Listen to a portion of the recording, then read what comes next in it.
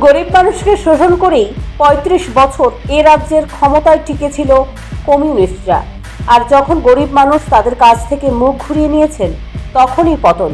2018 সালের বিধানসভা নির্বাচনে এই রাজ্যের পাহাড় থেকে সমতল সর্বত্রই বামেদের উৎখাত করে রাজ্যে বিজেপির নেতৃত্বে সরকার প্রতিষ্ঠিত হয়েছিল। মানুষ সেদিন তাদেরকে উচিত শিক্ষা দিয়েছেন, এবারের নির্বাচনেও তাদেরকে শিক্ষা দেবেন।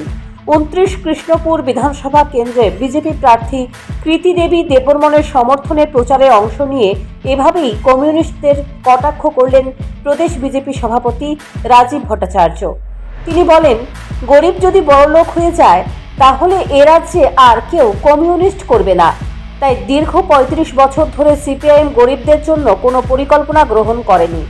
রাজীব ভট্টাচার্য আরও অভিযোগ করেন, সিপিআইএমের নেতা নেত্রীদের অনেকেই ৩৫ বছরে নিজেদের আখের গুছিয়েছেন, মানুষকে সরকারি সুযোগ সুবিধা থেকে বঞ্চিত করেছেন, ন্যায্য পাওনা থেকে তাদেরকে বঞ্চিত করেছেন, মানুষকে কেবল মিছিলে হাঁটতে বাধ্য করেছেন। আর চাঁদার জুলুমের কথা বলে লাভ নেই। প্রায় প্রতিদিন চাঁদার জন্য বেরিয়ে পড়তেন। এই চাঁদার কিছু নিজেরা গিলে নিতেন আর কিছুটা দলীয় তহবিলে স্ফীত করেছেন। তাদের এই ধরনের প্রতারণা রাজ্যের মানুষ দীর্ঘদিন বুঝতে পারেনি। যখন বুঝে গেছেন, চিনে গেছেন এই প্রতারকদের, তখন থেকেই শুরু হয়েছে প্রত্যাখ্যান। লোকসভা নির্বাচনে মানুষের ঘরে ঘরে যেতে সাহস করেননি দলের নেতারা, কারণ মানুষ তাদেরকে এখন আর পাত্তা দিচ্ছেন না। বছর এই রাজ্যের বুকে সিপিএম এর রাজত্ব করেছে, 25 বছর, তার আগে 10 বছর মাঝখানে জোট কংগ্রেসের সরকার ছিল। 35 বছর টোটাল আমাদের এই রাজ্যে কমিউনিস্টরা শাসন করেছে। আর কমিউনিস্টরা বলতো যে সিপিএম নাকি গরিব বিরোধী সরকার, গরিবের সরকার।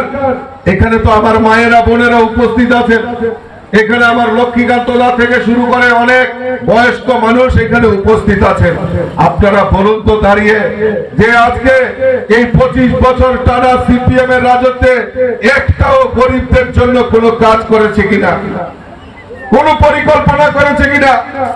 যদি আপনারা প্রমাণ করতে পারেন তাহলে আমি রাজনীতি ছেড়ে দেব।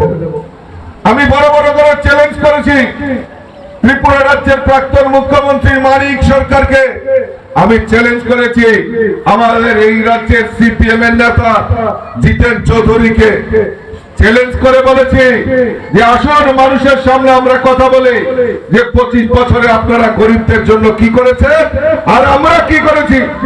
সৎসাহস নেই, উত্তর দিতে পারবে না, কারণ তারা এই রাজ্যের মানুষকে, গরিব মানুষকে আরো কিভাবে গরিব বানানো যায় তার প্রয়াস এই কমিউনিস্টরা করেছে।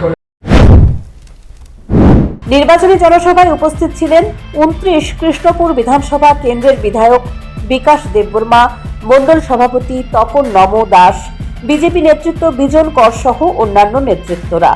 জনসভা শুরুর আগে এক সুবিশাল র্যালি সংগঠিত হয় কৃষ্ণপুর এলাকায়। Bureau report, news prime Tripura.